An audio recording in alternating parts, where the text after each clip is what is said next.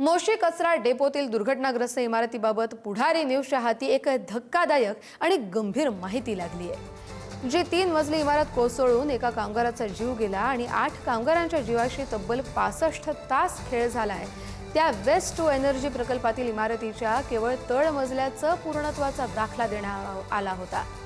महापालिकेच्या बांधकाम विभागाने दिलेला हा पूर्णत्वाचा दाखला पुढारी न्यूजच्या हाती लागलाय। 27 जुलै 2023 ला या ॲडमिन बिल्डिंगला रेकॉर्ड प्लॅननुसार पूर्णत्वाचा दाखला मंजूर करण्यात आला। मात्र या दाखल्यामध्ये फक्त तळमजल्याचाच उल्लेख आहे। मग पहिल्या आणि दुसऱ्या मजल्याला पूर्णत्वाचा दाखला देण्यात आला नाही का, असा प्रश्न आता पुढारी न्यूजनं बांधकाम विभागाकडे विचारला होता।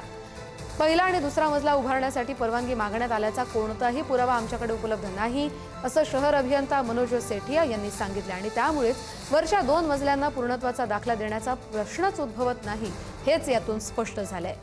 आश्चर्याची बाब अशी की पालिकेच्या पर्यावरण विभागानं 26 जुलैला सुधारित बांधकामासाठी परवानगी मागितली आणि त्यासाठी 24 तासातच म्हणजे 27 जुलैला पूर्णत्वाचा दाखला देण्याची तत्परता पालिकेच्या बांधकाम विभागानं दाखवली आहे।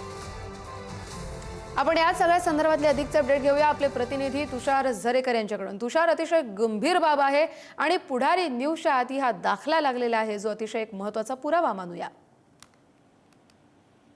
नक्कीच कस्तुरी, एकंदरीत जर आपण पाहिलं तर 65 तासांपेक्षा अधिकचा कालावधी तर या दुर्घटनेला झालेला आहे। शोधकार्य सुरू आहे, मात्र सर्वात धक्कादायक माहिती खरं तर आता पुढारी न्यूजच्या हाती लागलेली आहे। कारण यामध्ये जर आपण पाहिलं तर या ॲडमिन बिल्डिंगला फक्त तळमजल्यालाच परवानगी होती, मात्र पहिला आणि जो दुसरा जो मजला होता त्याला कोणतीही परवानगी दिसून येत नाहीये, तशी माहिती खरं तर आता पुढारी न्यूजच्या हाती लागल्याचं एकंदरीत पाहायला मिळते।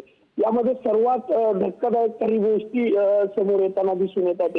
यामध्ये पर्यावरण विभागाने पिंपरी चिंचवड महानगरपालिकेच्या बांधकाम विभागाला एक पत्र दिलं होतं आणि त्या पत्रामध्ये त्यांनी सुधारित बांधकामाची परवानगी खरं तर मागितली होती आणि ही जी परवानगी त्यांनी मागितली होती ती 26 जुलै रोजी खरं तर मागितली होती आणि तब्बल 24 तासातच पिंपरी चिंचवड महानगरपालिकेच्या बांधकाम विभागाच्या अधिकाऱ्यांना अशी काय एकंदरीत एवढी मोठी घाई झाली होती की त्यांनी लगेच 27 जुलैला खरं तर या बांधकामाला पूर्णत्वाचा दाखला देऊन टाकला।